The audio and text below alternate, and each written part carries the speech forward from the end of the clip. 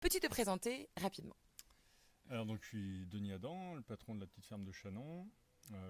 Depuis 10 ans à Chanon, à Martignat. Je suis double actif, concepteur industriel et paysan. Pourquoi as-tu choisi ce métier-là de paysan? J'y suis revenu, je ne sais pas si je l'ai bien choisi. Je suis revenu à la nature, on va dire. Voilà. Elle a appelé. En quelque sorte, ouais, c'est un rééquilibrage de mon métier qui était un peu trop prenant. Voilà, un métier sur lequel on nous a tous lancés quand on était jeune, et puis qui apporte pas des solutions à tout, quoi. Enfin, qui est très superficiel. Voilà. Ouais.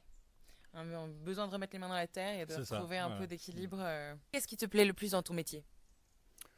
Bon, le contact avec la nature, le fait qu'on ait le temps, qu'on soit pas toujours à l'initiative.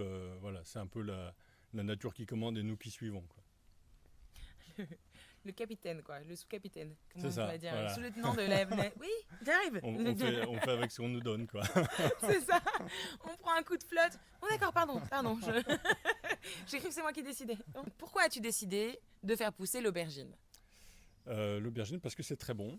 Et que ça permet de faire des bonnes ratatouilles. Mais bon, dans le Jura, voilà, c'est pas. On est un petit peu en altitude et c'est pas très facile. Ouais. C'est un peu la surprise, quoi. Ouais. Quel temps se passe-t-il entre la graine et le moment où tu vas le mettre dans ton assiette ou alors que quelqu'un d'autre va... Alors la graine, on la met en pot dans la fin de l'hiver. Après, on la repique sur le mois de mai.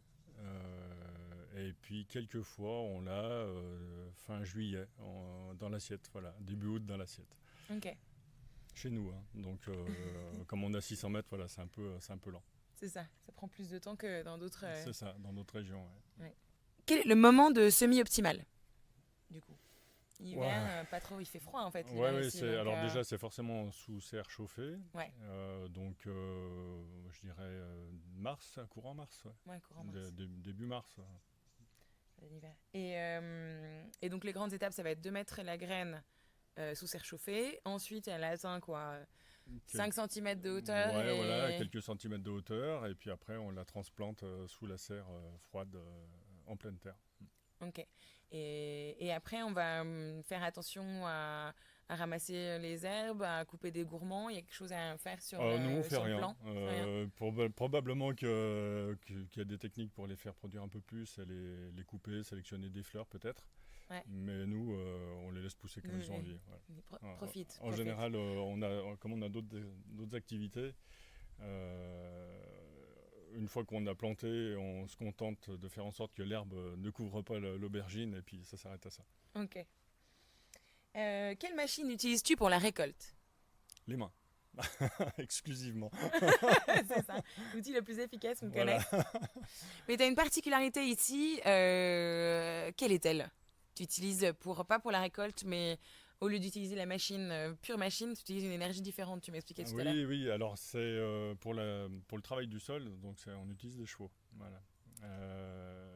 Pour le transport aussi un petit peu, alors que bon, on n'a pas des tonnes d'aubergines à récolter, Ouais, mais voilà, on utilise les chevaux aussi pour transporter les récoltes. d'accord. Et du coup, tu as choisi une race de chevaux en particulier ou Ouais, alors on les a choisis, mais c'est des choix de circonstances, quoi. C'est pas nous, on a des percherons. On est pourtant dans le berceau du cheval comtois, mais voilà. À l'époque où on a pris le percheron, c'est parce qu'on avait besoin d'un cheval très fort. On travaillait en simple et on avait besoin d'un cheval très fort. Ouais. Maintenant, avec l'expérience qu'on a, on pourrait peut-être revenir sur une paire en comtois. Voilà. Du coup, quand tu dis travailler ensemble, ça veut dire qu'il y a un seul Un seul animal cheval qui qui tire. travaille, Et c'est ça ça. s'appelle comment les outils que tu as utilisés Alors pour le travail du sol, ça peut être une charrue, ça Ok. peut être un canadien, une herse canadienne, Ok. une herse simple. Voilà. Ok. Et où est-ce que tu trouves tout ton matos? Parce que j'imagine qu'il n'y en a plus beaucoup qui le font, qui le Alors fabriquent et machin. ça c'est si du matériel ancien la plupart Ok. du temps, hein. C'est du matériel qui a souvent plus de 100 ans, Du bon matériel, ça s'appelle. Voilà, qui était fait pour durer. C'est ça. Et comme c'est du matériel qui est plus du tout Made in utilisé. France. Voilà, même Made in Lons-le-Saunier pour Voilà, les chats. Exactement. En plus, localement. Voilà. Et, et donc du coup, voilà, comme en fait, il n'y a plus beaucoup de gens qui les utilisent, en fait, ça se trouve pour quelques sous, quoi. Ouais. Et sinon, pour le reste du matériel, quand on a besoin par exemple, on fait des fenaisons à côté, on fait du foin, et donc du coup, là, c'est plutôt du matériel qu'on va fabriquer. Ok. Fabriquer Fabriquer, les... ouais. C'est-à-dire qu'on Ah ouais. on fait la conception, on fait le développement et la fabrication. Et la fabrication. Mm. Parce que la conception, d'après ce que j'ai compris, Voilà, c'est un truc que ça... concepteur industriel, voilà. Voilà, c'est concepteur industriel, donc ça, ok. Voilà. Tu gères. Et ensuite, donc, mais vous faites ça ici? Vous avez un atelier? Ouais, on a ou... un atelier, ouais. Ah, génial. Après, il ne faut pas être équipé non plus de fou. Hein. C'est des disqueuses, un poste à souder, et puis on fait déjà beaucoup de choses avec ça. Ouais, bah ok. Moi, avec une disqueuse et un fer à souder, je fais pas grand-chose. Hein. Bon, et puis, quelques années de pratique. Voilà, ok, merci. Un peu d'expérience, savoir-faire, enfin voilà, des choses qui sont pas forcément dans tous les humains, quoi. Quels sont les risques pour la culture de l'aubergine? Alors, les risques, premièrement, chez nous, c'est le manque de soleil, Ouais. comme cette année.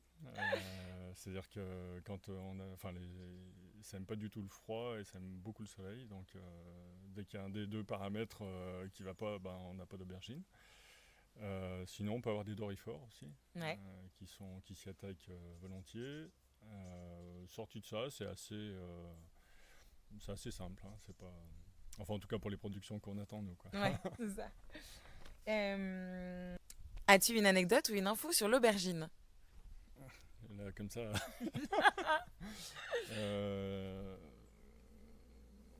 Non, oui, mis à part qu'on est bien content quand on en a, parce que ça pousse difficilement chez nous, je vois pas. Alors, est-ce que tu fais pousser que des violettes ou est-ce que tu t'es lancé dans d'autres formes d'aubergines? Non, on a toujours fait que des violettes. Ouais. Parce que on n'en met pas beaucoup, Ouais. et du coup ça nous fait qu'un paquet de graines, quoi.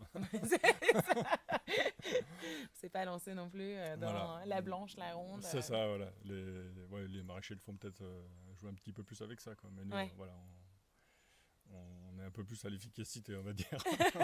C'est ça. Et enfin, qu'est-ce qui te rend fier tous les jours? C'est de produire de la nourriture de qualité pour mes enfants. Beaucoup d'enfants? 4. C'est beaucoup Enfin, pour quelqu'un. les enfants des autres aussi. Hein, Je produis suffisamment pour mes enfants et les enfants des autres. c'est ça. Finalement, c'est cool. Non, Ouais. c'est une sacrée fierté.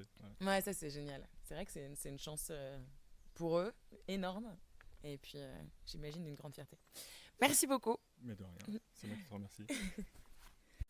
Viens découvrir le livre Croque-mi et croque-moi de la graine à l'assiette.